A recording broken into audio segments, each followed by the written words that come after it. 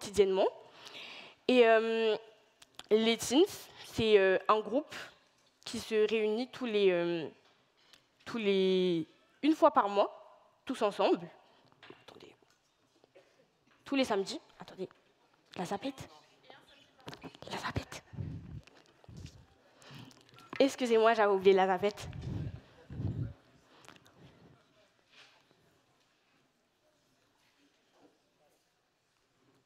Oh. Ok. Bon. Voilà. Donc les teens, ils se réunissent une fois par mois le samedi et tous les dimanches pour parler de Dieu ensemble. C'est un groupe composé des collégiens, donc de la 6e à la 3e. Et le groupe de jeunes, c'est un groupe composé des lycéens. Ils se réunissent tous les samedis et, pour parler de Dieu tous ensemble. Les teens ont réalisé une vidéo en se demandant qu'est-ce qui les influençait dans leur vie de tous les jours. Et ils ont posé la question aux adultes, quelles étaient l'influence qu'ils pouvaient avoir sur les jeunes aujourd'hui. Donc on va regarder cette vidéo ensemble.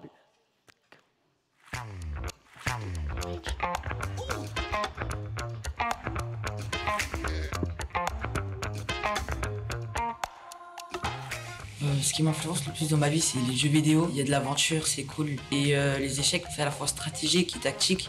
Un coup peut tout faire. Pour moi, ce qui m'influence le plus dans ma vie, c'est la religion et aussi les jeux vidéo. La religion parce que je suis née dans une famille chrétienne et les jeux vidéo parce que j'aime ça et puis je peux jouer avec mes amis. Pour moi, ce qui m'influence dans ma vie, c'est la technologie et les jeux vidéo. Surtout la technologie, parce qu'avec un petit bout de circuit électronique, on peut faire plein de choses. Ce qui m'influence le plus dans ma vie, je pense que c'est mes sœurs parce qu'elles ont toujours été un exemple pour moi à l'école comme dans la foi. Ce qui m'influence le plus dans ma vie, c'est la musique parce que c'est une manière de s'exprimer non verbale et ça me permet de m'évader. Ce qui m'influence le plus dans ma vie, c'est la lecture parce que ça me détend et le roller parce que j'aime beaucoup bouger.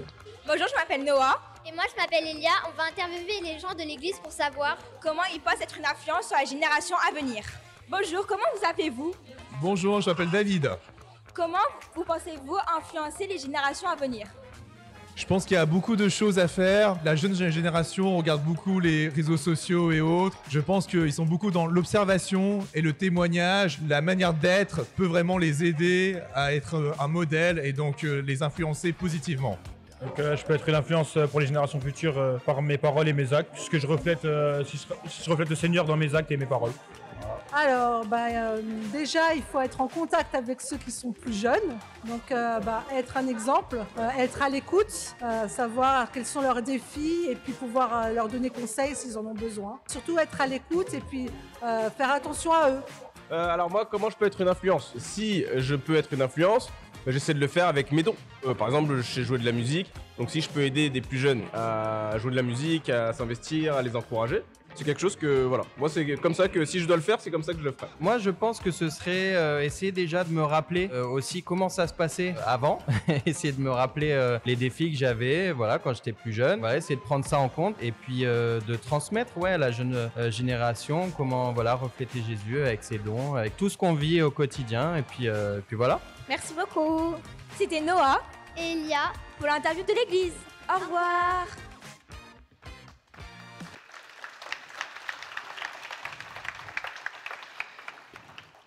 Dans cette vidéo, on a pu voir que les personnes sont influencées par de nombreuses choses, que ce soit les jeux vidéo, que ce soit la musique, le sport. Dans notre vie, il y a beaucoup de choses qui peuvent nous influencer. Et on peut aussi porter une influence en s'en rendant compte ou sans s'en rendre compte dans notre manière d'être, notre manière de parler. Les personnes plus jeunes peuvent nous observer pour reproduire ce qu'on fait. Et je pense que la question à se poser, c'est qu'est-ce qui nous influence, nous, dans notre vie? En fonction de ce qui va nous influencer, ce qu'on va transmettre aux autres, ça peut aussi avoir une conséquence sur ce qu'on va transmettre aux autres.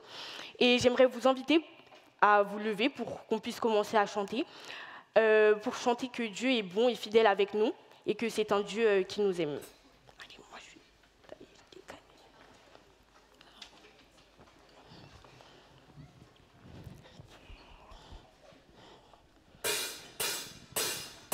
Prenons vraiment ce premier temps de louange. pour remercier Dieu pour sa fidélité.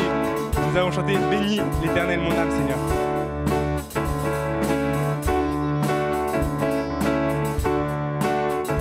Bénis l'Éternel. Bénis l'Éternel, mon âme. Bénis l'Éternel, mon âme. Sois émerveillé. Sa fidélité ne dépendra pas des circonstances. Bénis l'Éternel, mon âme. L'Éternel, mon âme. Écoute sa voix. Que ta foi dépassera toutes les montagnes. Bénis l'Éternel. Quand tout s'effondre, sombre, je sais que tu es là et que n'importe si les portes se ferment sur mes pas, je suis en marche sous l'arche de ton amour pour moi, Jésus, tu es roi. Et j'avance à ta Bénis l'Éternel, mon âme. Bénis l'Éternel, mon âme. Sois émerveillé. Sa fidélité ne dépendra pas des circonstances. Bénis l'Éternel, mon âme. Bénis l'Éternel, mon âme. Écoute sa voix.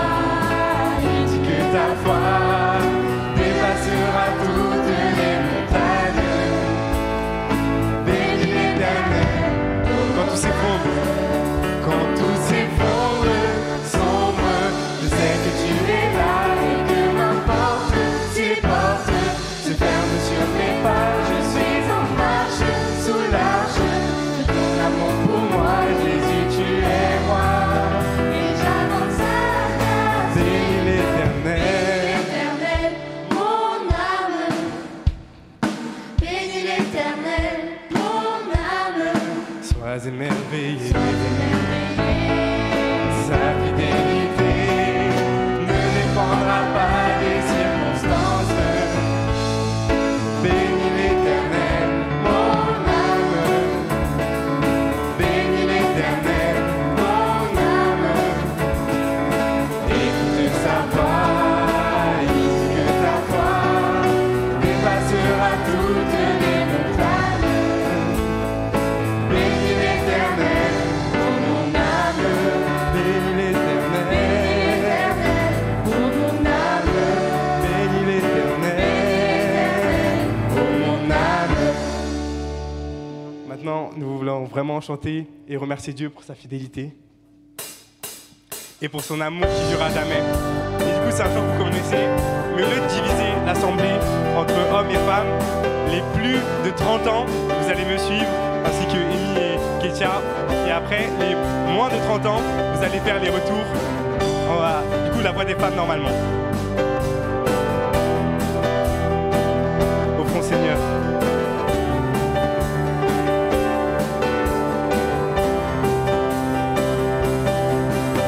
Offrons Seigneur, reconnaissance. Son amour durera jamais. Car il est bon, il est au-dessus de tout. Son amour durera jamais. Chantons, chantons. Toute ma puissance.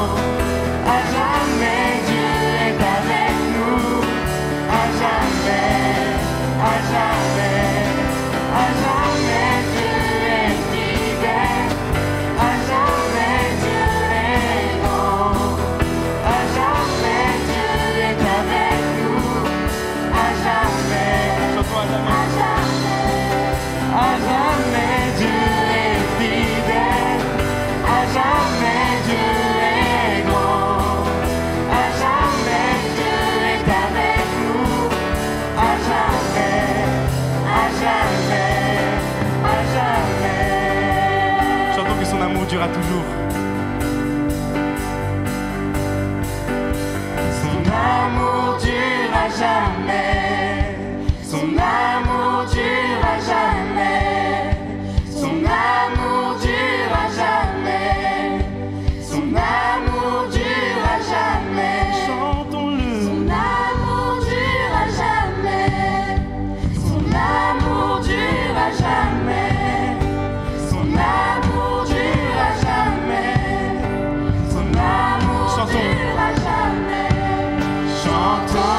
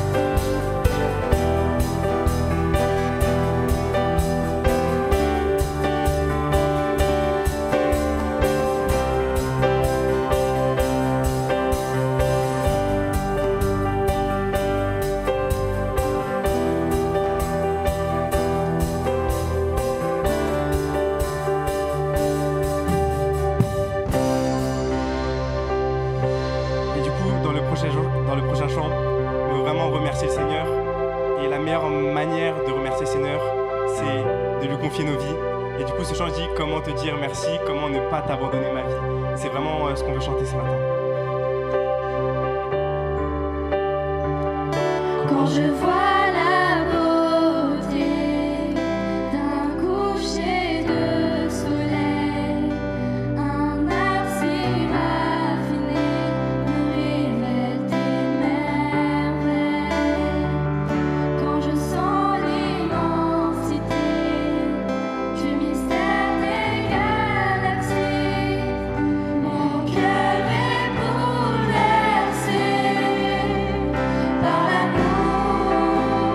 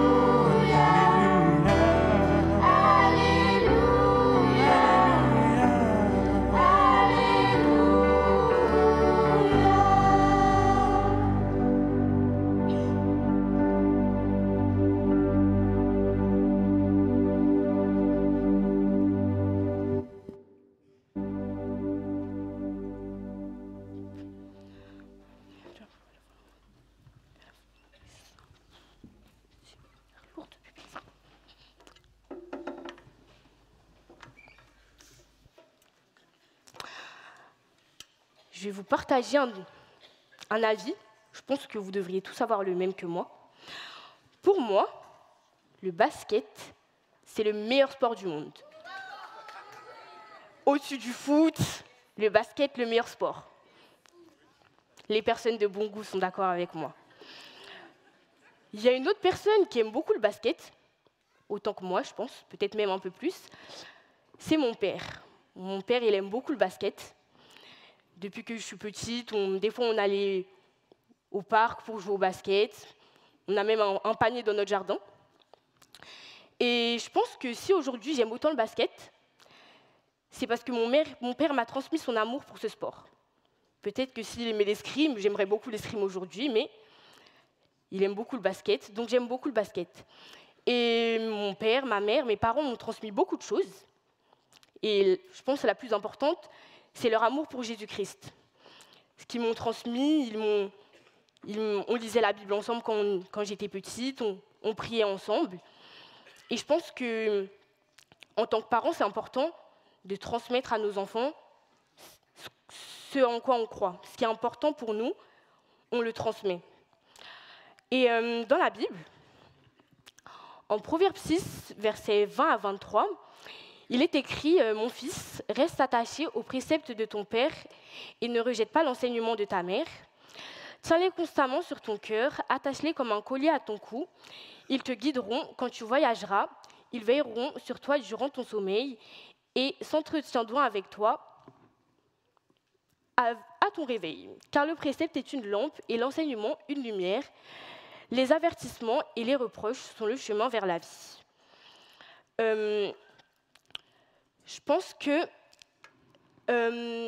il faut vraiment toujours se rappeler de ce qu'on nous a appris et vraiment toujours l'appliquer dans notre vie. Dans le verset, il y a écrit du réveil jusqu'au coucher, et on se réveille et on se couche tous les jours. Donc, si on regarde plus loin, c'est tout au long de notre vie. Il faut se souvenir de l'enseignement de nos parents pour pouvoir le mettre en pratique. Et ce qui est aussi important, c'est tiens-les constamment sur ton cœur. Dans la Bible, il est écrit que le cœur, c'est la source de la vie. Donc, en se rappelant tous les jours, constamment, ce qu'on nous a appris, c'est vraiment, je pense que c'est vraiment quelque chose d'important. Et des fois, je pense que peut-être des gens dans la salle n'ont pas grandi dans une famille chrétienne avec des parents chrétiens qui leur ont appris la foi, comment l'Église. Mais je pense que nos parents, ce n'est pas les seules personnes qui peuvent nous transmettre des choses. Des frères et sœurs en Christ peuvent aussi nous transmettre des choses. Et dans le prochain passage, c'est un passage dans lequel Paul, qui est le père spirituel de Timothée, lui écrit Toi donc, mon enfant, fortifie-toi dans la grâce qui est en Jésus-Christ. Et ce que tu as entendu de moi en présence de beaucoup de témoins, confie-le à des hommes fidèles qui soient capables de l'enseigner aussi à d'autres. Ce qu'on nous a enseigné, il ne faut pas le garder pour nous, parce qu'on pourrait se dire, oui, je sais que Jésus est vivant, je le garde pour moi, mais je pense que dans la Bible, on est invité à le partager à d'autres personnes pour transmettre, comme un passage de témoin, ce qu'on a, on le transmet à d'autres, qui eux aussi vont le transmettre à d'autres, pour faire des disciples et que tout le monde sache que Jésus-Christ est Seigneur et Sauveur. Et je pense vraiment que c'est important de connaître Dieu pour avoir des choses à transmettre. Plus on a une connaissance, plus on a des choses à transmettre, mais même si, des fois, on peut se dire « j'ai pas beaucoup de connaissances, j'ai rien à transmettre », je pense qu'on a chacun des choses à transmettre aux autres. À notre niveau, on peut tous transmettre un message, quelque chose à quelqu'un. Même juste en étant nous, les gens peuvent nous observer et se dire « ah oui, c'est vrai, il fait ça, j'avais jamais vu ça » et aussi reproduire. Donc je vais inviter 2 personnes à monter pour avoir du concret sur la transmission.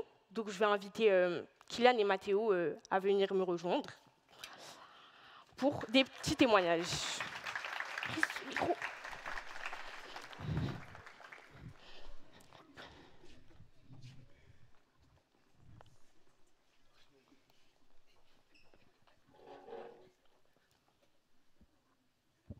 dois parler. Allô? C'est bon, on t'entend. Bon, est-ce que vous pouvez vous présenter chacun votre tour, votre prénom, depuis combien de temps vous êtes à l'église? Bon, ben, du coup, moi, je m'appelle Mathéo, j'ai 17 ans et ça fait moins d'un an que je suis dans cette église. Bonjour à tous, moi je m'appelle Kylian, j'ai 17 ans et ça fait environ un an que je viens à l'église régulièrement. Est-ce que vous pourriez nous parler un peu de l'éducation que vous avez reçue de vos parents, si c'était une éducation dans la foi? Moi personnellement, j'étais dans je suis dans une famille où ma mère est chrétienne et depuis que je suis petit, mes deux parents ils m'ont toujours appris à faire attention à la mauvaise influence des autres, à ne pas me faire influencer par les mauvaises choses. Si on me proposait quelque chose dans la rue, de ne pas le prendre, etc. Des choses comme ça. Donc en soi, j'ai reçu une bonne éducation. Et du coup, comme ma mère était chrétienne, j'ai toujours pu entendre tout ce qui est Bible. Ma mère, elle priait pour nous, moi et mes frères et sœurs. Et tout ce qui est église, je connaissais aussi.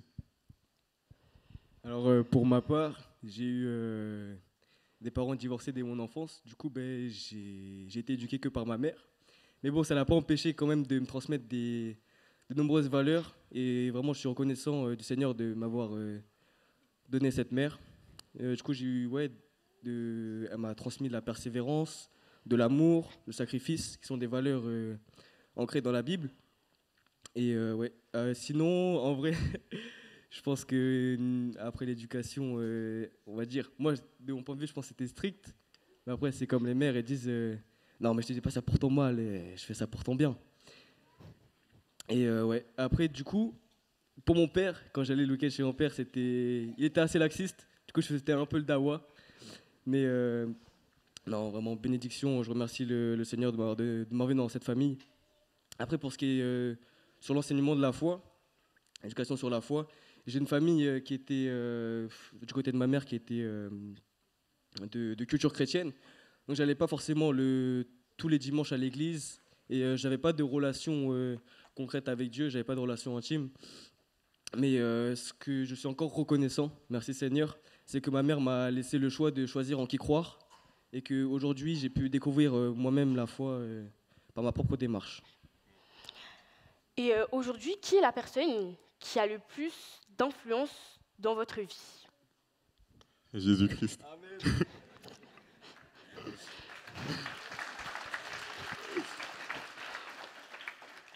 Non, en fait, par exemple, sur les réseaux sociaux, il y a plein d'influenceurs, des stars, etc. On peut se faire influencer par elles. Genre, si on voit comment elle s'habille, on peut reproduire, on veut s'habiller pareil.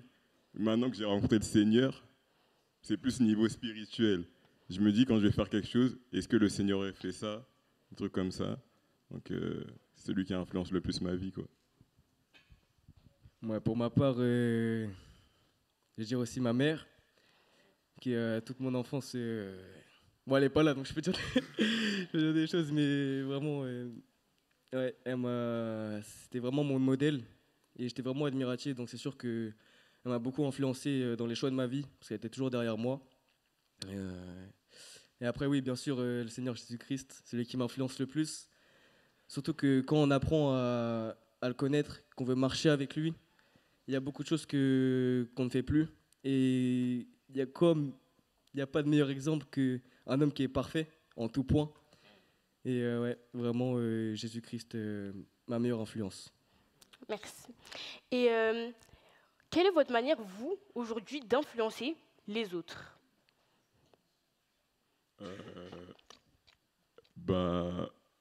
Depuis que j'ai rencontré le Seigneur, je dirais ma manière d'influencer les autres, c'est de transmettre l'amour de Jésus-Christ.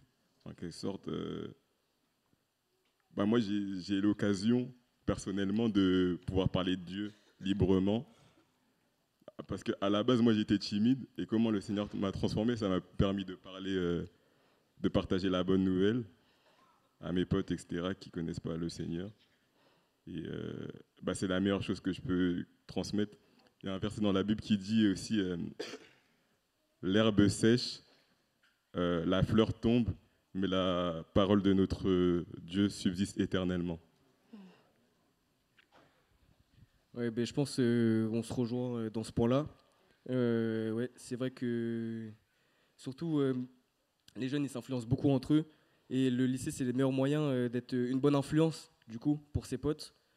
Ouais, être une lumière pour les autres, faire un travail d'ouvrier, moissonner à qui appartient la moisson et, ouais, et vraiment être un message d'amour pour les autres, que les autres sachent qui est notre Dieu, qui est le vrai sauveur sur cette terre.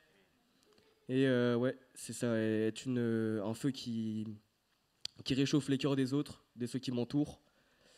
Et ouais, je pense que c'est à peu près tout. Je voulais dire quelque chose, mais j'ai oublié. En tout cas, merci beaucoup pour vos réponses. Merci beaucoup. Merci.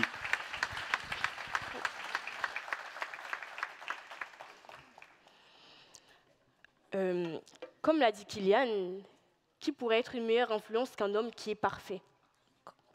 Vraiment, je pense que le Seigneur Jésus aujourd'hui peut être notre meilleur exemple, la personne de qui on devrait le plus se faire influencer. Je pense que ça devait être lui, parce qu'on peut avoir beaucoup d'influence extérieure des fois, mais toujours se concentrer sur Jésus, je pense que c'est quelque chose d'important.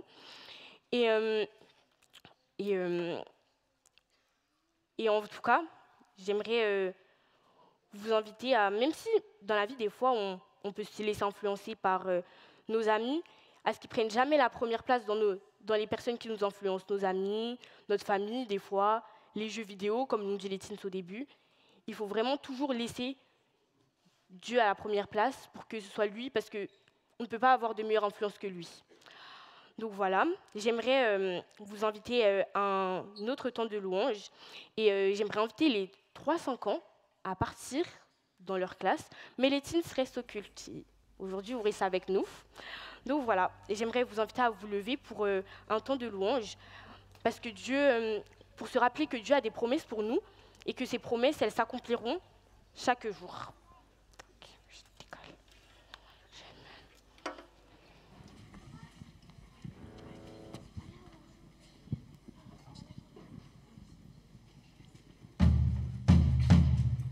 On va prendre un chant qui dit ce que tu as promis. Et comme Kylian nous l'a rappelé, il y a vraiment des promesses à prendre dans notre cœur, Seigneur, et à vraiment pouvoir garder pour avancer. Et la promesse, c'est qu'en gardant ces enseignements dans notre cœur, on va pouvoir avancer dans la lumière, Seigneur, et être sur le droit chemin. Chantons.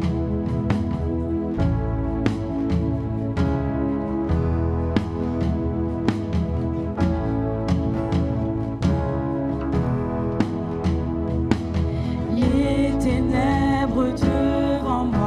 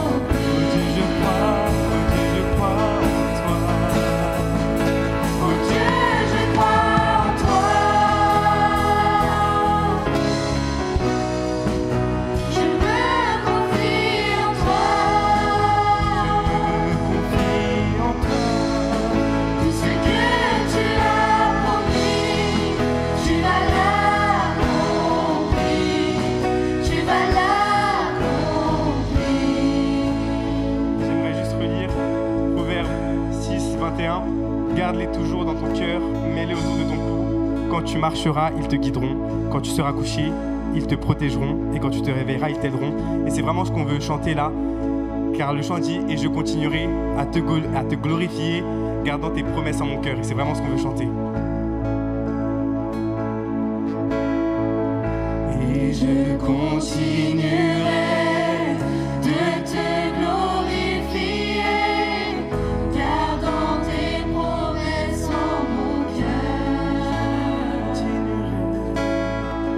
Oui, je continuerai sans fin de t'élever. En toi, je suis plus que vainqueur. Je donnerai l'honneur à mon Dieu, mon sauveur. Qu'importe ce que voient mes yeux, je sais qu'il est vivant. Je sais qu'il est vivant. Il est le Tout-Puissant, celui qui siège dans les cieux. Oh Dieu, je crois en toi. Je me confie en toi. Je me confie en toi. Tout ce que tu as promis, tu vas l'accomplir. Tu vas l'accomplir. Oh Dieu, je crois.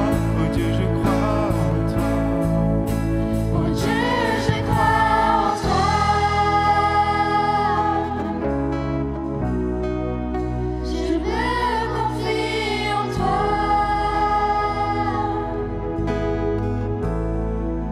Tout ce que tu as promis, tu vas l'accomplir. Tu vas l'accomplir. Je veux vraiment vous inviter à prendre un temps de silence pour se remémorer de toutes les promesses que Dieu nous a transmises, que nous sommes transmis entre nous, et de vraiment les garder en son cœur pour vraiment pouvoir être guidés dans la lumière, Seigneur.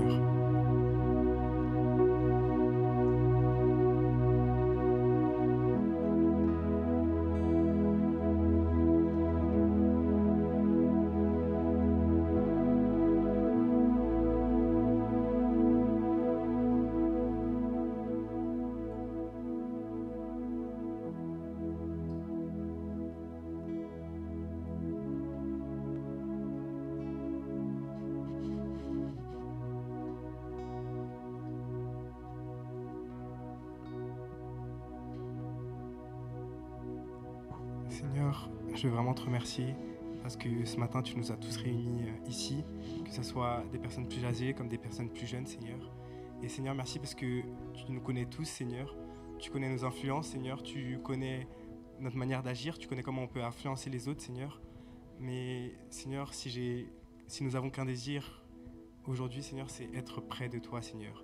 Être près de toi, Seigneur, pour que les enseignements qu'on a reçus, on puisse les garder dans notre cœur, Seigneur, et qu'on puisse vraiment avancer sur le chemin de lumière, Seigneur. Avancer en étant des lumières qui transmettent un message, qui transmettent des valeurs, Seigneur, dans les ténèbres, Seigneur. Et c'est vraiment mon désir, Seigneur, que nous puissions être auprès de toi. Chantons ensemble, c'est auprès de Dieu.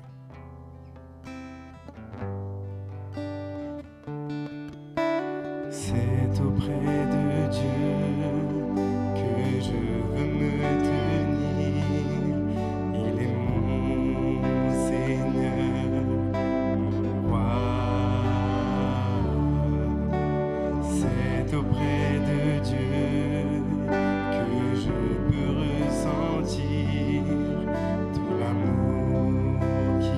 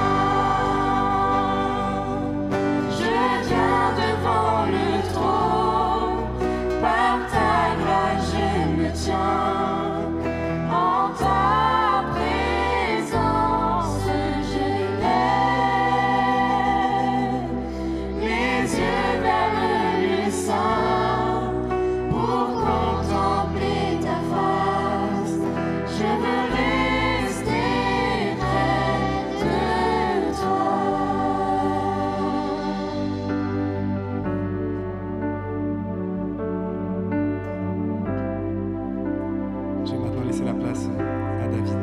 Et je vais prier pour lui aussi. Seigneur, je vais vraiment te remettre David, Seigneur, pour que tu puisses le remplir de ton esprit, Seigneur, pour qu'il puisse pas simplement parler, mais Seigneur, que tu puisses parler à travers lui, Seigneur. Que vraiment tu puisses disposer nos cœurs, Seigneur, à entendre ce que tu as à nous dire, Seigneur, et que tu puisses vraiment le remplir de ton esprit pour qu'il puisse nous apporter un message qui puisse nous parler à tous. Amen. Amen. Merci beaucoup les jeunes. Je sais pas pour vous, mais moi je me sens hyper fier et reconnaissant de voir les jeunes qui prennent leur place dans l'Église, qui ont soif et qui ont envie de suivre le Seigneur. Ça montre aussi que vous faites déjà très très bien votre travail de transmission. Mais ce que ça me fait voir aussi, c'est que les jeunes ont vraiment des choses aussi à transmettre. Et donc ce matin, on va continuer le message dans le même thème que ce qu'on a commencé. Comment influencer durablement les plus jeunes que nous dans la foi? Si nous ne le faisons pas, Internet, les réseaux sociaux, comme vous le voyez sur l'image, s'en chargeront, par exemple, ou les amis, on verra tout à l'heure dans le message. Ce message s'adresse vraiment à tous. Je ne m'adresse pas là en mettant ce titre simplement aux plus anciens, aux plus âgés vis-à-vis des plus jeunes, parce que je pense qu'on a tous à la fois un ou plusieurs aînés qui nous ont influencés, qui nous ont transmis des choses, mais on a tous également un plus jeune que nous dans la foi, ça a été dit tout à l'heure, à qui nous avons quelque chose à transmettre, même si parfois on se dévalorise, on ne s'en rend pas compte, mais on a tous des choses à la fois à recevoir des autres et à transmettre. Et donc, pour préparer ce message, on a vraiment préparé ce culte ensemble et j'ai vraiment apprécié de vivre ça en équipe. Et pour ma part, j'ai demandé aux jeunes, du groupe de jeunes, donc, puisque du coup, moi je suis David, le responsable actuellement du groupe de jeunes, je leur ai demandé, voilà, qu'est-ce qui vous influence le plus dans votre vie? Alors on a déjà entendu, pour les teens, c'est pas mal revenu les jeux vidéo, et pour les jeunes, c'est un peu autre chose. Et j'aimerais vous faire part de 2 citations de jeunes voilà, qui ont accepté avec leur autorisation, je cite ce qu'ils m'ont écrit.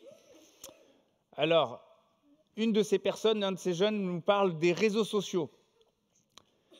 Les réseaux sociaux peuvent être plus forts que tout pour certaines personnes.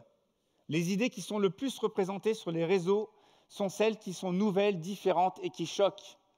Et bien évidemment, lorsque l'on est curieux et qu'on n'a pas encore d'opinion solide sur ces sujets-là, l'algorithme nous enferme dans ses pensées. C'est bien dit, n'est-ce pas? Ça fait peut-être un peu peur. Alors ne sautez pas sur votre ado s'il est tout le temps sur son portable, ce n'est pas le but. Le but, c'est juste qu'on prenne un peu conscience de la manière dont les jeunes peuvent vivre les choses. Et la deuxième citation, ça concerne l'influence des amis cette fois-ci. Pour moi, les amis jouent un rôle très important. C'est un peu un reflet auquel on a envie de ressembler, de se conformer, pour pouvoir se sentir comme faisant partie d'un groupe. Lorsque ce sont de bons amis, alors on prend leurs qualités. Mais quand ces amis se révèlent avoir eux-mêmes un train de vie douteux, ils peuvent influencer notre vie pour le pire. Voilà un petit peu ce qu'ils m'ont transmis. Et donc le but de vous dire tout ça, c'est pas qu'on soit absolument alarmiste. Évidemment que ça dépend des jeunes, c'est à chacun de connaître un petit peu ces jeunes, les ados, avec qui il peut transmettre des choses. Mais c'est vraiment pour qu'on prenne conscience de ce que les jeunes peuvent vivre et des influences qui peuvent être effectivement très fortes, même s'ils ont en même temps peut-être envie de suivre le Seigneur. Et ce matin, on va plonger nos regards dans un livre de la Bible. On a déjà lu un passage dans ce livre. C'est dans 2 Timothée. C'est une lettre que l'apôtre Paul a écrite. L'apôtre Paul, c'est quelqu'un qui a été chargé par Jésus de transmettre la bonne nouvelle de Jésus aux autres. C'était au 1er siècle. Et donc, il a notamment écrit un certain nombre de lettres, soit à des personnes comme Timothée ou Tite, ses enfants spirituels, soit à des églises, comme la lettre aux Éphésiens, aux Philippiens, aux Colossiens. Et toutes ces lettres, nous les retrouvons donc, c'est une grande partie de notre Nouveau Testament. Et donc Paul écrit dans cette lettre, il le dit dès le départ, dans le chapitre 1er, verset 1, à son enfant bien-aimé, Timothée.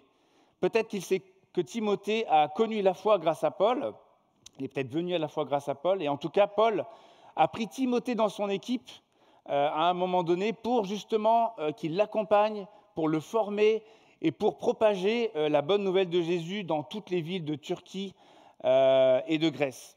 Donc nous allons ouvrir la parole de Dieu dans 2 Timothée 3, les versets 10 à 15. Je vous invite éventuellement à chercher également dans vos Bibles ou vos smartphones, mais le texte sera affiché. De ton côté, tu as suivi de près mon enseignement. Donc c'est Paul qui parle à Timothée. Tu as suivi de près mon enseignement, ma conduite, mes projets, ma foi, ma patience, mon amour, ma persévérance, ainsi que les persécutions et les souffrances que j'ai connues à Antioche, à Iconium, à Lystre. Quelle persécution n'ai-je pas supportée? Et le Seigneur m'a délivré de toutes. Du reste, tous ceux qui veulent vivre avec piété en Jésus-Christ seront persécutés, tandis que les hommes méchants et imposteurs avanceront toujours plus dans le mal, en égarant les autres et en s'égarant eux-mêmes. Quant à toi, tiens ferme dans ce que tu as appris et reconnu comme certain, sachant de qui tu l'as appris. Depuis ton enfance, tu connais les saintes Écritures qui peuvent te rendre sage en vue du salut par la foi en Jésus-Christ. Amen. Alors, comment est-ce qu'on peut influencer durablement les plus jeunes que nous dans la foi? Le premier point, c'est en les impactant par notre exemple de vie. Et je pense que ça a déjà été largement dit par les jeunes ce matin. On voit que Paul, comme j'ai dit, il a pris Timothée dans son équipe et Timothée a pu observer Paul dans ce qu'il vivait. De ton côté, tu as suivi de près. Et oui, il a vraiment suivi de près parce que réellement, ils ont fait chemin ensemble. Mon enseignement, ma conduite, etc. Et ce qu'il faut savoir, c'est que cette lettre de 2 Timothée, elle a été écrite alors que Paul est en prison à cause de sa foi. Et c'est son deuxième emprisonnement. Cette fois-ci, Paul sait qu'il va bientôt mourir, qu'il va y laisser la vie à cause de sa foi. Et donc, cette deuxième lettre, c'est comme un peu un testament, un passage de témoin. Il veut vraiment que Timothée prenne la relève. Il a déjà commencé, mais il veut encore l'encourager une dernière fois parce qu'il sait que bientôt, il va quitter ce monde et rejoindre son Père dans le ciel. Et donc, Paul rappelle à Timothée que Timothée a pu goûter, a pu expérimenter et que Timothée a vu la différence entre ce que Paul montrait de la vie chrétienne et le reste du monde. Et donc, j'ai pas affiché, mais on lit dans 2 Timothée 3, les versets 1 à 5, je vais juste les lire. Ça, c'est ce qui précède ce passage. « Sache que dans les derniers jours, il y aura des temps difficiles, et nous y sommes dans ces derniers jours.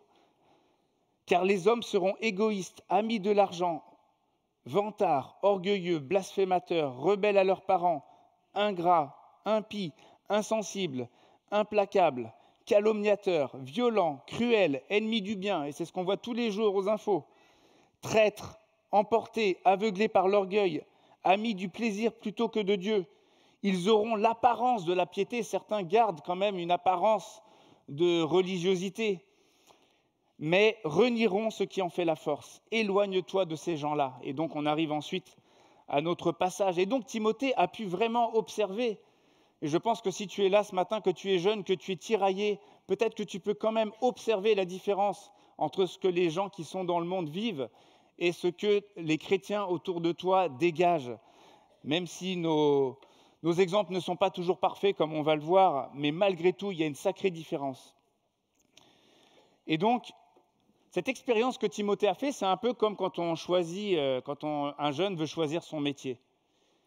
C'est sûr que s'il entend parler du métier, ça peut déjà l'aider. Si on lui donne des connaissances sur tel métier, ok, il va en avoir une certaine représentation. Mais s'il fait des stages de découverte, là, il va vraiment pouvoir concrètement se rendre compte de comment se passe le métier. Et j'en ai connu des jeunes qui avaient entendu parler d'un métier, qui s'engagent dans une voie, et puis finalement, en expérimentant, ils se rendent compte que ça, ce n'est pas pour eux. Donc c'est très important de pouvoir goûter et de pouvoir expérimenter, d'avoir à la fois la théorie et la pratique. Et c'est la même chose quand on s'engage à se former dans un métier. Il nous faut les deux, la théorie et la pratique. Et c'est pareil un peu au niveau spirituel. On a besoin à la fois d'un enseignement qui soit sain, on l'a lu, il a suivi de près l'enseignement de Paul, donc un enseignement qui vraiment respecte la volonté de Dieu. Et il faut cet enseignement saint, cette connaissance, cette transmission de connaissances. Mais à la fois, il faut que les plus jeunes que nous dans la foi puissent nous observer dans la pratique, qu'ils puissent voir que ce message qu'on enseigne porte réellement déjà du fruit dans notre vie. Et j'aimerais nous faire réfléchir un peu à ce qu'on peut vivre parfois à la maison en tant que parents, ou aussi en tant que peut-être grand frère, grande sœur. Parce que les enfants, dans une famille, on ne peut pas se cacher. On sait exactement comment est l'autre. Les enfants nous voient vraiment tels que nous sommes. Donc là, on peut faire semblant et être un peu hypocrite parfois en venant à l'église, en ayant des beaux sourires, en ayant une apparence. Mais à la maison, on ne peut pas faire semblant. Les enfants nous voient vraiment tels qu'on est. Mais j'aimerais nous encourager, parce qu'évidemment qu'aucun d'entre nous n'est parfait. Et on a besoin d'être des exemples pour nos enfants, c'est vrai. Mais être des exemples pour nos enfants, ça ne veut pas justement dire être parfait, parce que nous-mêmes, nous sommes en chemin. Et j'aimerais prendre l'exemple du pardon, parce que je crois que c'est quelque chose de très fort dans la Bible.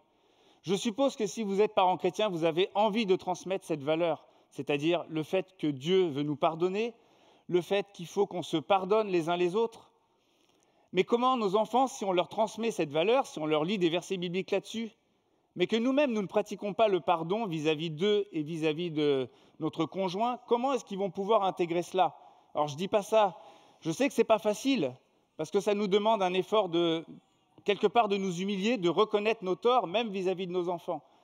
Mais je vous assure que si vous voulez enseigner la question du pardon, il faudra absolument pouvoir vivre également ça, en plus que de l'enseigner par nos paroles.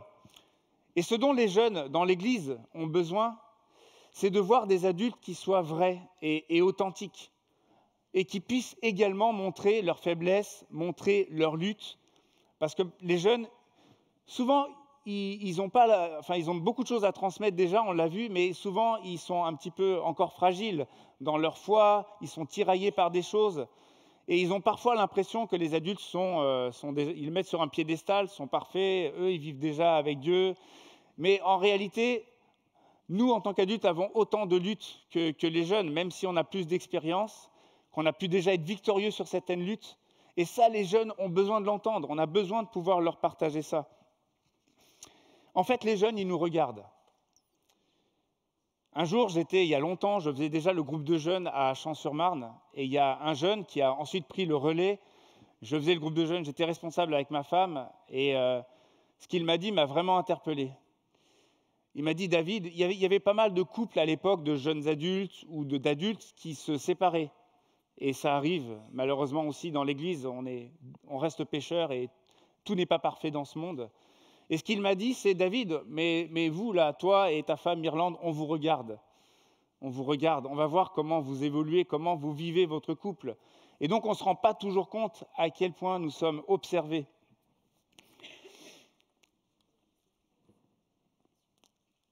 Et donc, j'aimerais insister ensuite sur le fait que Timothée a pu suivre l'enseignement, ainsi que tout ce qui est décrit, donc comme exemple de la vie de Paul, mais il a particulièrement pu observer les persécutions et les souffrances que Paul a connues. Et Paul dit que tous ceux qui veulent vivre avec piété en Jésus-Christ seront persécutés.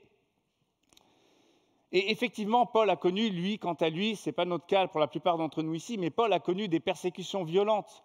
En voulant partager l'Évangile, il a même été à un moment donné lapidé et on l'a presque trouvé comme presque mort. Et ça, c'était lors de son premier voyage missionnaire. Et Timothée a probablement entendu parler de ça, ou on a même été témoin, donc ça a dû vraiment le marquer. Et pourtant, malgré toutes ces persécutions, Paul n'a jamais cessé de garder le cap, de garder la foi et de garder la responsabilité que Dieu lui avait donnée de transmettre cette foi en Jésus. Alors, mais pour nous aujourd'hui, pour nous ici en France, c'est vrai qu'il y a des pays dans le monde où la persécution est violente, comme Paul a connu. Je pense que pour nous, il faut que nous puissions être conscients que nous sommes également persécutés. Alors certes, pas de la même manière, mais le diable use, l'adversaire de Dieu qui essaye de détruire l'œuvre de Dieu dans nos vies, Il use de tous les stratagèmes et de toutes les ruses pour nous faire chuter.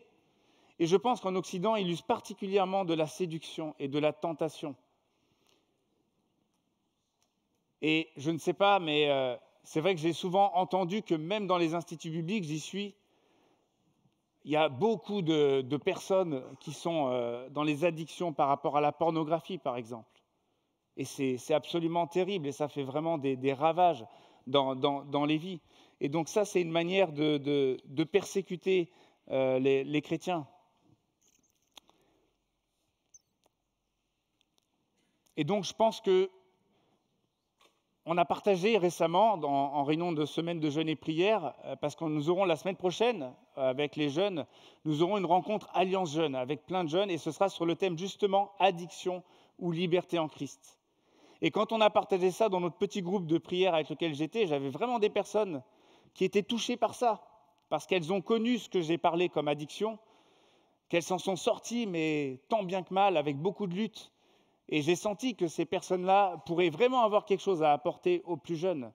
Et j'aimerais nous encourager, si nous avons peut-être vécu des choses, des luttes, et que nous avons réussi à être victorieux, peut-être ça a pris beaucoup de temps, nous avons là un trésor à partager avec les plus jeunes qui peut-être luttent avec les mêmes choses et souffrent de ça.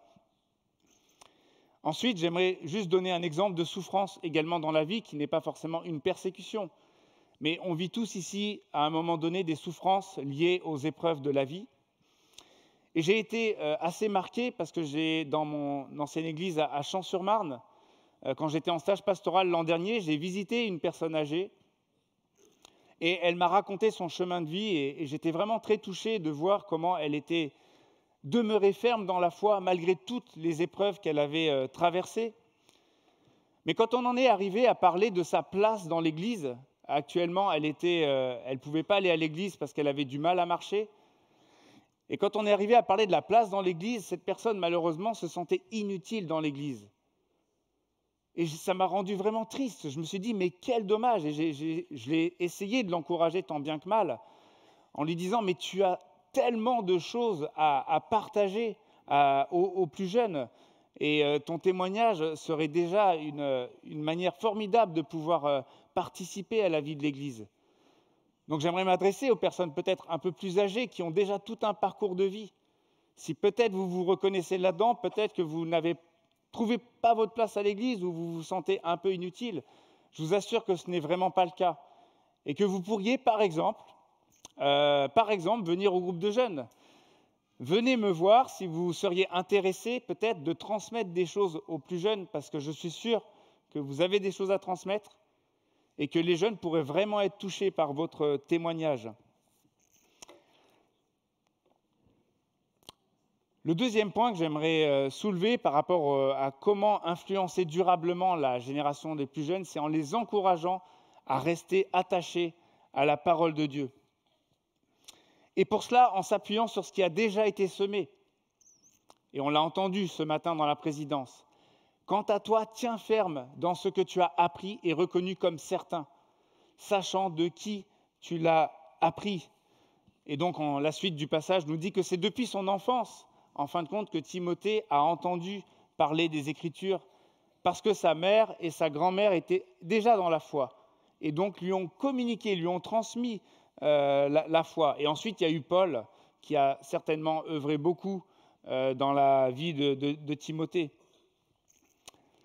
Et on a entendu ce matin, vous savez que Kylian n'a pas peut-être partagé cet aspect-là, je me permets de le dire parce qu'il a déjà témoigné de ça au groupe de jeunes. Mais à l'adolescence, pour lui comme pour d'autres, on a encore eu un témoignage hier, il y a souvent des passages un peu compliqués où les jeunes ont reçu des choses, mais à un moment donné s'éloignent et font un petit peu un pas dans le monde. Mais ce qui est vraiment encourageant, c'est de voir que beaucoup d'entre eux actuellement sont en train de revenir. Donc j'aimerais vous encourager, vous, les parents, les tontons, les tatas, tous les adultes de l'Église qui encouragez les jeunes, votre travail n'est pas vain. Et il est important de continuer à semer dans le cœur des jeunes et de prier pour que Dieu fasse croître ce que vous avez déjà pu semer. Et parfois, on ne sait pas à quel moment, mais les jeunes reviennent. Alors c'est vrai que quand on sème, il n'y a pas de garantie à tout prix que le jeune va suivre la voie. Mais ce que vous semez n'est pas vain. Nous semons et ensuite nous mettons notre confiance en Dieu pour que lui agisse et fasse croître. La deuxième chose, s'appuyer donc sur ce qui a déjà été semé. La deuxième chose, c'est de montrer aux jeunes combien cette parole de Dieu est vraiment la parole de la vie éternelle, combien cette parole est merveilleuse, combien elle est source de sagesse et de salut. Depuis ton enfance, tu connais les saintes écritures qui peuvent te rendre sage en vue du salut par la foi en Jésus-Christ. Et le but, c'est que cette parole puisse prendre davantage d'influence, avoir davantage d'influence que toutes les influences dont on a déjà parlé. Et j'aimerais nous redire à tous que sans cette parole, nous ne pourrons pas tenir face aux influences, face à la persécution dont on a parlé, qui est peut-être très insidieuse, très sournoise ici en France. Et je pense que l'ennemi cherche un peu à nous endormir souvent.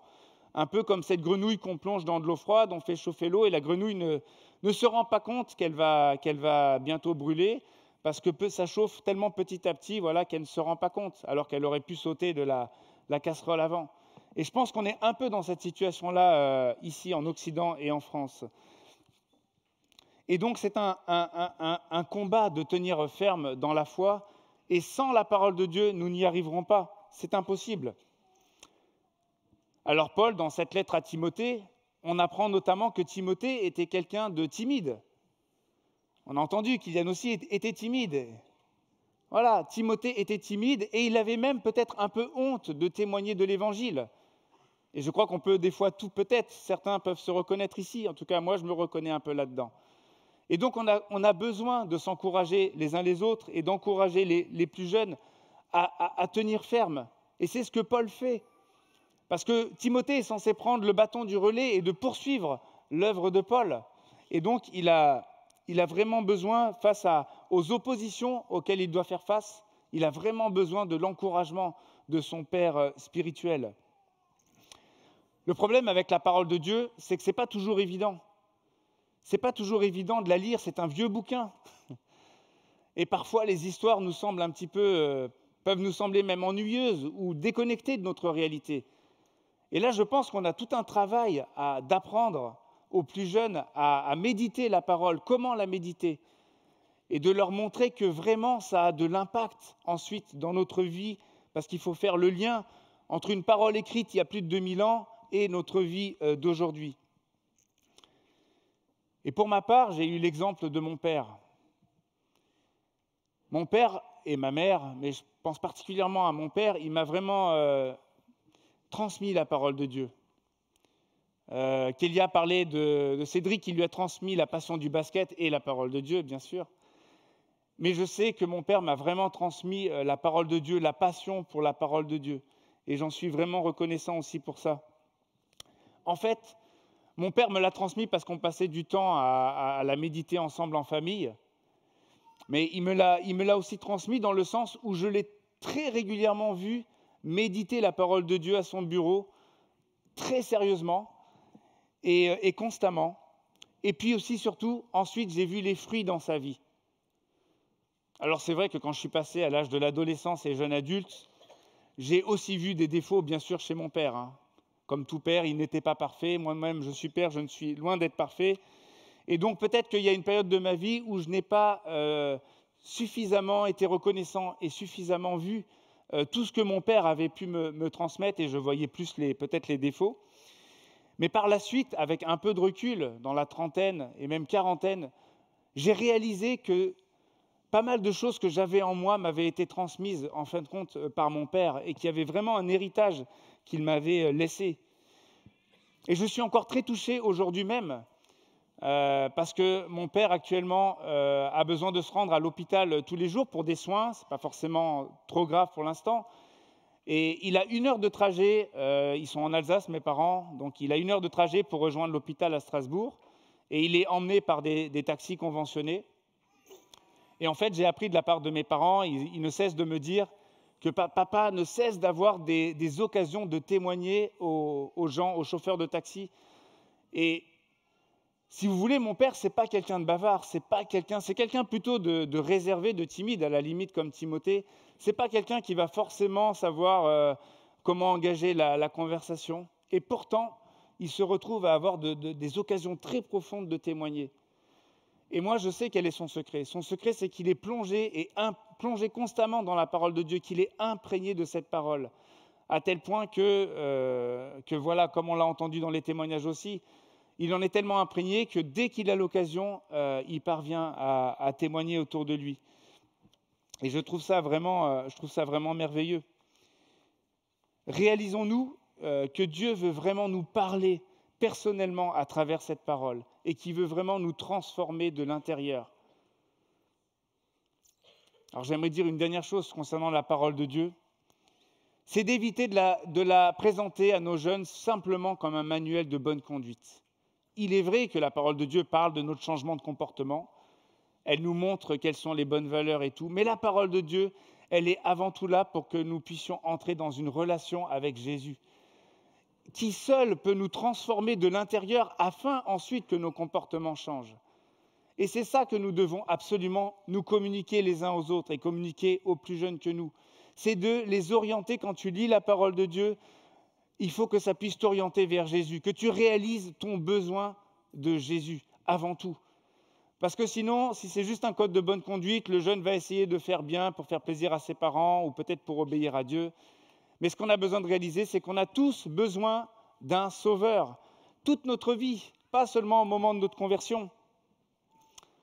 Depuis ton enfance, tu connais les saintes écritures qui peuvent te rendre sage en vue du salut par la foi en Jésus-Christ. Le but, c'est que cette parole vienne nourrir notre foi pour qu'on voie Jésus, qu'on ait envie de le suivre. On a parlé de l'exemple de Jésus, c'est vrai, il nous faut imiter Jésus. Mais la Bible, ce n'est pas seulement pour imiter Jésus, c'est pour qu'on puisse être en relation avec lui, qu'on puisse puiser en lui les ressources afin de pouvoir ensuite l'imiter. J'aimerais conclure ce message. On parle de transmission et je me faisais la réflexion que si nous sommes enfants de Dieu, quel que soit notre âge, nous avons été bénis. Nous sommes bénis de Dieu. Et si nous sommes bénis de Dieu, comme on l'a déjà entendu tout à l'heure, ce n'est pas pour le garder pour nous. Nous sommes bénis pour bénir. Et il y a tout le temps ce va-et-vient. Nous continuons d'être bénis par Dieu, nous continuons d'être bénis par des aînés pour pouvoir ensuite bénir des plus jeunes. Et donc ça soulève deux questions. Est-ce que nous avons dans l'Église un ou peut-être plusieurs aînés pour nous accompagner dans notre cheminement spirituel ? À l'Institut biblique, on est vraiment encouragé à ça, de chercher peut-être de trouver un mentor, un coach, appelez-le comme vous voulez, quelqu'un avec qui vous allez pouvoir faire un bout de chemin, avec qui vous allez pouvoir partager de près, suivre de près son exemple. Et dans l'autre sens, à qui est-ce que nous pourrions transmettre ce que nous avons reçu ? Et là, il y a plein de manières possibles de faire, j'aimerais en citer quelques-unes. Je pense déjà c'est important d'aller à la rencontre des plus jeunes. Les plus jeunes, ils sont souvent là, sur la gauche, enfin à la droite, dans l'autre sens. Et donc, peut-être on n'ose pas s'approcher d'eux. Mais moi, j'aimerais vous inviter à ce qu'il y ait des passerelles vraiment entre les jeunes générations et les moins jeunes. Alors peut-être les jeunes peuvent aussi faire le pas, mais ceux qui sont plus âgés, je vous invite vraiment à aller à la rencontre des jeunes, pour ne serait-ce que déjà mieux les connaître. Et peut-être que là, il va se passer des choses. Et dans les relations informelles, les partages informels, vous pourrez transmettre des choses. Ensuite, il y a la possibilité de transmettre de un à un. Et donc dans l'Église, je trouve ça excellent quand des jeunes ou moins jeunes veulent se préparer au baptême. Ils suivent toute une formation en collectif, mais ils ont également, c'est Magali qui s'occupe de ça, des accompagnants individuels tout au long du parcours avant le baptême, et ça suit encore, je crois, 1 an après le baptême, et peut-être que ça peut continuer encore beaucoup plus longtemps. Donc, peut-être que c'est quelque chose qui pourrait vous intéresser, qui vous interpelle. Alors, Magali, l'équipe se réserve le droit de vous dire oui ou non après, mais réfléchissez-y et venez en parler, en tout cas, aux responsables, parce que je pense qu'il y a toujours besoin. Il y a de plus en plus de jeunes qui se lèvent pour se faire baptiser, donc il y a de plus en plus besoin de personnes un peu plus mûres pour pouvoir les accompagner. Une autre manière, c'est de s'investir dans un des groupes de l'Église qui existe déjà, où nous pouvons transmettre la parole de Dieu à l'enfance, aux teens, aux groupes de jeunes. Bon, les jeunes adultes, je crois qu'ils se débrouillent eux-mêmes, mais je pense que vous pourriez aussi aller les voir, parce que je pense qu'il y a des témoignages que vous pourriez faire aussi auprès des jeunes adultes. Et puis, le dernier point, c'est que pensons à nos familles.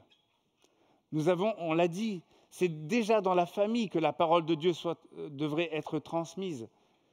Alors peut-être nous pouvons méditer là-dessus et prier pour que le Seigneur nous aide à voir peut-être comment mettre en place un temps où nous transmettons la parole de Dieu.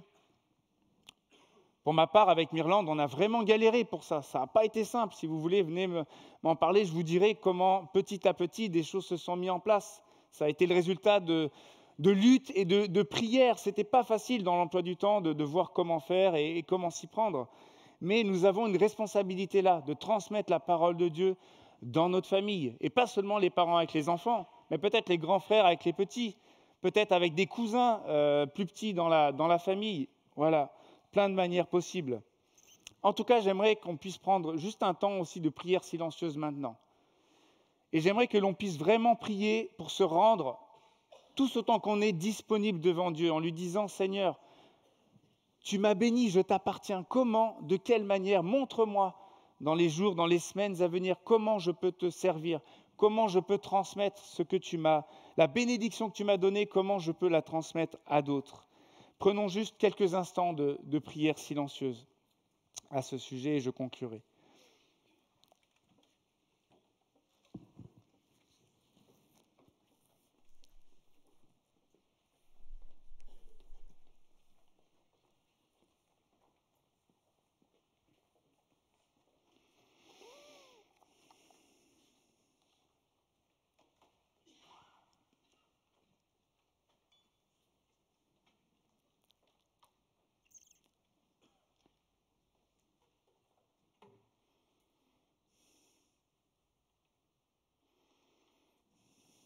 Seigneur, je veux te remercier, te bénir parce que tu nous as transmis ta parole.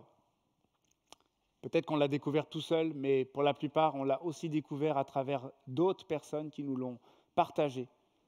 Et nous voulons vraiment tous te remercier pour cela, Seigneur. Merci pour l'exemple de nos aînés, pour leurs expériences, pour leur partage. Alors Seigneur, je te prie vraiment de nous guider chacun là où on en est, de nous aider à voir de quelle manière nous pourrions te servir dans ce rôle que tu nous donnes de pouvoir communiquer quelque chose de toi, de pouvoir transmettre quelque part quelque chose de ta vie, quelque chose de ta parole, Seigneur, à des plus jeunes dans la foi. Alors je te prie vraiment de nous aider dans ce sens, Seigneur. Au nom de Jésus, Amen.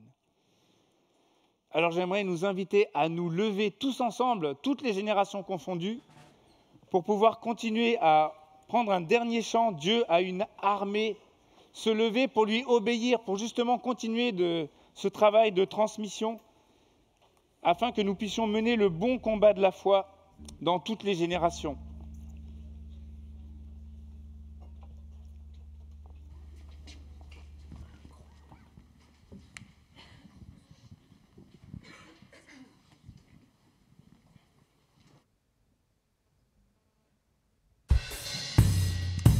On veut chanter que Dieu a une armée, qu'on soit petit, qu'on soit grand.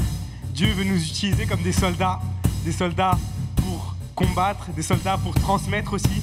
Mais vraiment qu'on est tous une armée, on va être tous unis pour ce chant d'envoi.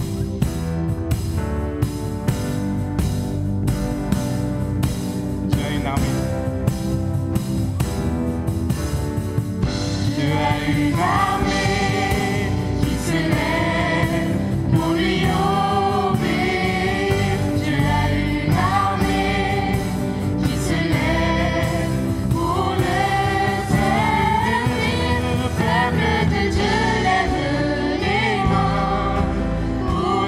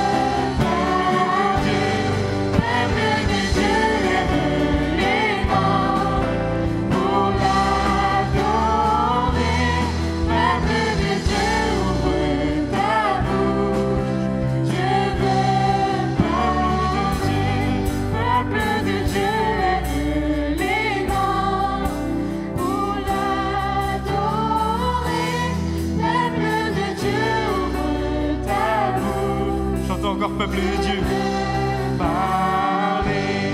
Peuple de Dieu, lève les mains pour l'adorer. Peuple de Dieu, ouvre ta bouche, Dieu veut parler. Je vais laisser Magali pour les annonces.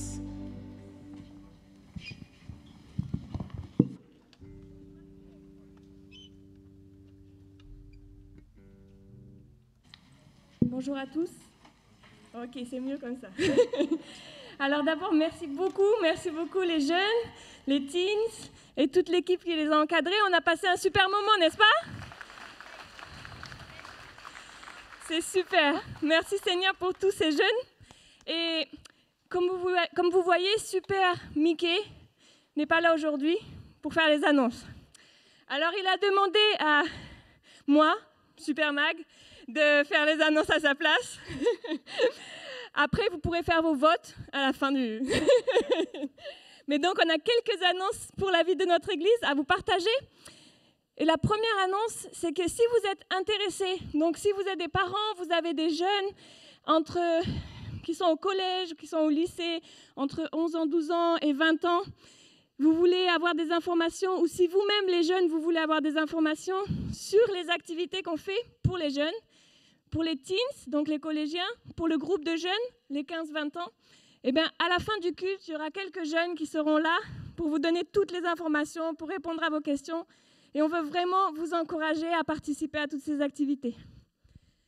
La deuxième annonce, c'est que dimanche prochain, on aura un repas entre amis. Donc, c'est-à-dire que les personnes qui veulent pourront amener quelque chose à manger et on va tous partager et manger ensemble après le culte. Donc, vous êtes les bienvenus. Vous amenez vos meilleures spécialités et puis on partage tous ensemble à la fin du culte. Ensuite, l'annonce pour les dames. Pour les femmes, des plus jeunes aux plus âgées, on a un super événement pour nous, Vaillante. Donc, Vaillante face au découragement. Donc ça sera vendredi, on aura cette rencontre entre femmes où on se retrouve pour passer un bon moment ensemble, pour échanger, pour être encouragés. Et donc, si vous êtes intéressés, vous pouvez vous inscrire là encore à l'espace bienvenue auprès de notre super Mireille. Et sachez que, pour celles qui se demandent, il y a une garde d'enfants qui est organisée si vous avez besoin. Et si vous êtes intéressés de venir, il suffit d'amener quelque chose, un petit truc sucré, vos meilleures pâtisseries, ou si vous n'avez pas le temps de les préparer, la meilleure pâtisserie de Carrefour Market. Et puis on partagera tous ensemble, on passera un bon moment ensemble sur cette thématique-là. Et la dernière annonce, c'est que si vous voulez devenir membre de notre Église et que vous n'avez pas fait le premier module membre, on organise une deuxième session samedi prochain, samedi 10 février, à 15h.